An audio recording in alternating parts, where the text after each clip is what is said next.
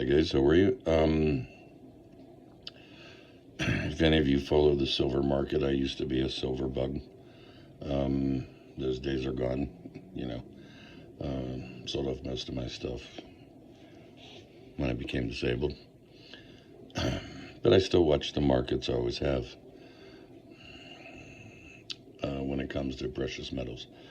But what nobody's really talking about, everyone's cheering the yay, it's all going well, oh, it's all going so good, yay, keep going higher, silver.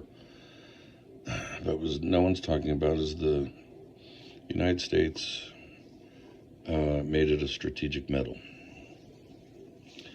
And that means that they can take it off you at a, quote, fair market value. And people are like, oh yeah, how are they going to do that? Well, I guess it was around 2023. I don't think it's under the Trump administration. I think it was under Biden.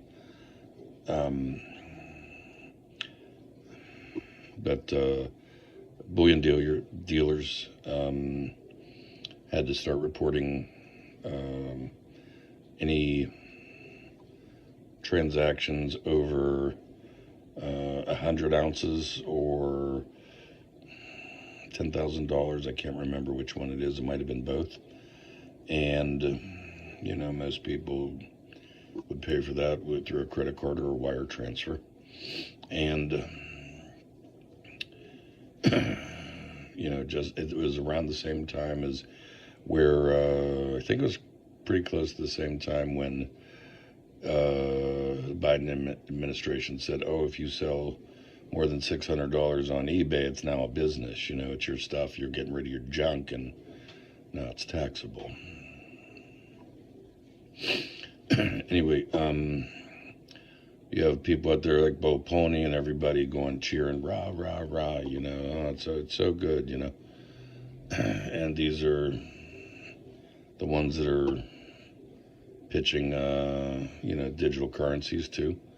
But you see, they're talking about, those people specifically are talking about the great wealth transfer. And yeah, that's going to happen for a time. Because can it cripple the banks? Absolutely. But just like in, I think it was 1933, the government confiscated back gold. Do you remember that? It's in the history books. Oh yeah, that's right. Not many schools teach history anymore. But they bought it at $19 or $20, and roughly a year later, the U.S. government set the price at I think it was $34, $35. So overnight, it was roughly a 70% increase. And everyone sold off their gold. If you remember, I did a video that Italy was now going to start taxing gold that people owned. You own gold. How are they going to tax you on that? Hey, that's a nice ring you're wearing. Oh, it's my wedding ring. Well, we're going to tax that. That's what they're talking about, people. But the greatest wealth transfer? Yeah, for a little bit. Until those strategic metals are needed. Until those strategic metals, which silver is now a strategic metal, they can legally force you to sell it. If you've bought some big ticket items, a few $1,000s, doesn't have to be in one transaction. It can be in multiple transactions over a period of time. Let's say, if you could afford to buy an ounce of gold when it was $2,000, now it's over $4,000. And we see gold and silver running up. Silver is running up high.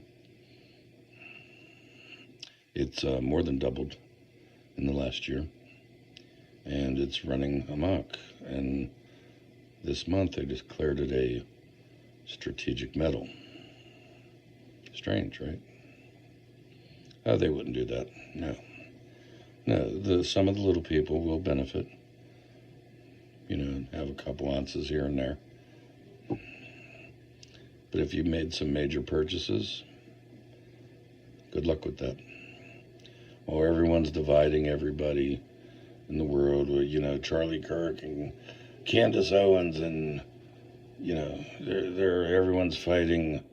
All the big names are fighting or becoming Christian and all these big things and big names in sports. Instead of us keeping our eye on God. But you see, that's how the darkness works.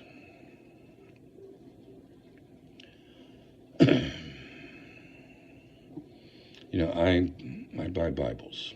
I have a few Bibles old because I feel at some point you're not going to be able to perhaps get the word or find the word, or it'll be illegal, as so many countries are trying to make it so. But while everyone's busy, fear of missing out. Oh, I gotta buy me some silver. Oh, I gotta buy this.